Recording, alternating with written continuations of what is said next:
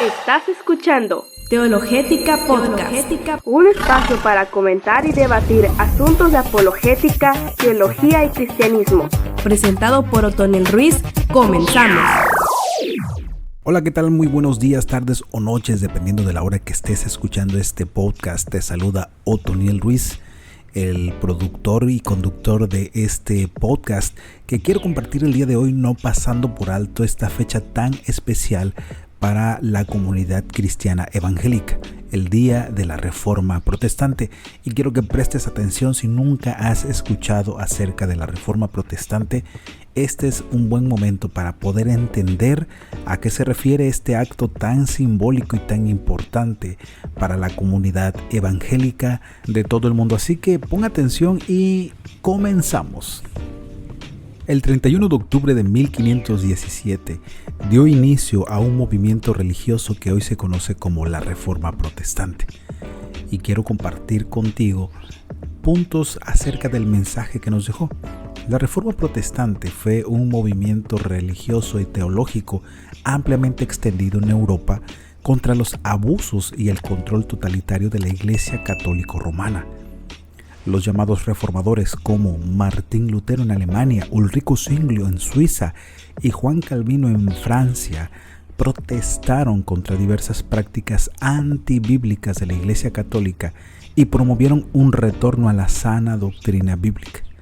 En general, se considera que el acontecimiento que precipitó la Reforma Protestante fue la publicación de las 95 tesis de Martín Lutero en la puerta de la iglesia de Wittenberg el 31 de octubre de 1517. Y como tal, para conmemorarlo, quiero compartir contigo la introducción de un libro que, por cierto, es gratuito, que habla sobre 5 verdades que cambian vidas, redescubriendo el mensaje de la Reforma para nuestros días. Y el autor es Josué Barrios. Y quiero leer contigo, quiero que me acompañes acerca de la introducción, que es el mensaje de la Reforma.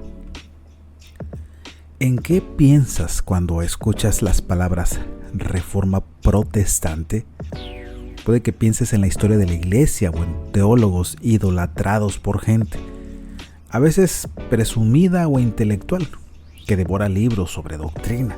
Tal vez pienses en debates aburridos o simples expresiones dogmáticas sin mucha aplicación práctica para nuestras vidas. No pretendo juzgarte si piensas así. Hubo un tiempo en el que pensé lo mismo. Sin embargo, nada puede estar más lejos de la realidad. Sí, la Reforma fue un movimiento histórico, pero no fue cualquier movimiento. Puede que sea el avivamiento o la exaltación del evangelio más importante de la historia desde los días de los apóstoles, cuyo impacto todavía permanece. Sí, hubo teólogos que hoy son idolatrados por algunos, pero esos teólogos no tienen la culpa de eso. Estos hombres falibles como Lutero y Calvino fueron instrumentos que buscaron dirigir nuestra mirada a Dios y no a ellos mismos.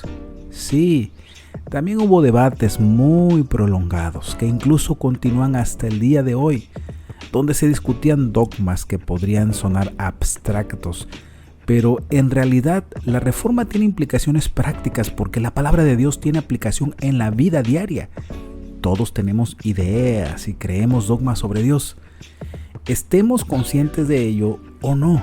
Y la Reforma vino a ser la búsqueda de que la Biblia sea el instrumento que moldee e informe nuestra visión de Él. Lo que buscó la Reforma. La Reforma se inició en 1517, cuando el Papa León X autorizó reducciones en el castigo por los pecados a quienes dieran dinero para la reconstrucción de la Basílica de San Pedro en Roma. La forma en que se vendían y promocionaban estas reducciones, conocidas como indulgencias, resultó escandalosa por un monje llamado Martín Lutero que vivía en Wittenberg, en Alemania. Tan pronto caiga la moneda, la cajuela, el alma del difunto al cielo vuela, exclamaba en público John Tetzel, encargado de la venta de indulgencias en varias regiones de Alemania. Lutero escribió 95 tesis para responder a esta venta de indulgencias y las publicó el 31 de octubre de 1517. El argumento que el arrepentimiento requerido por Dios para el perdón de los pecados involucra una actitud interna en la persona y no consistía solo en un acto exterior como realizar un pago a la iglesia. Él solo quería promover un debate saludable por el bien de la iglesia. Pero lo que se desencadenó por la gracia de Dios no solo llegó a revelar la falsedad del sistema de indulgencias, sino también de toda la estructura religiosa y gran parte de la doctrina de la cristiandad que primaba en ese momento.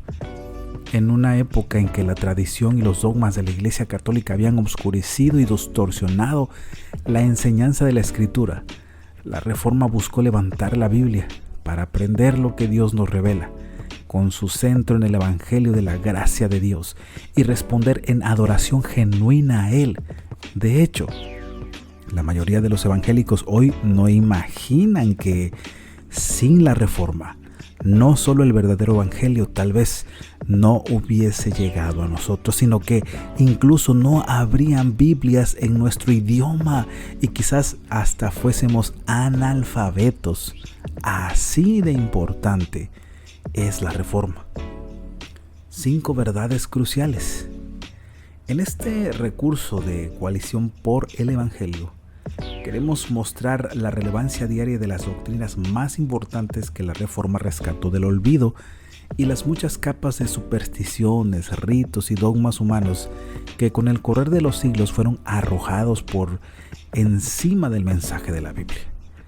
Cada capítulo a continuación busca abordar una de las 5 solas de la Reforma. Son frases en latín que surgieron durante la Reforma para resumir las verdades bíblicas más centrales que este movimiento promovió y predicó en contraste con la doctrina y práctica de la Iglesia Católica Romana. Las 5 solas son las siguientes. Sola Escritura.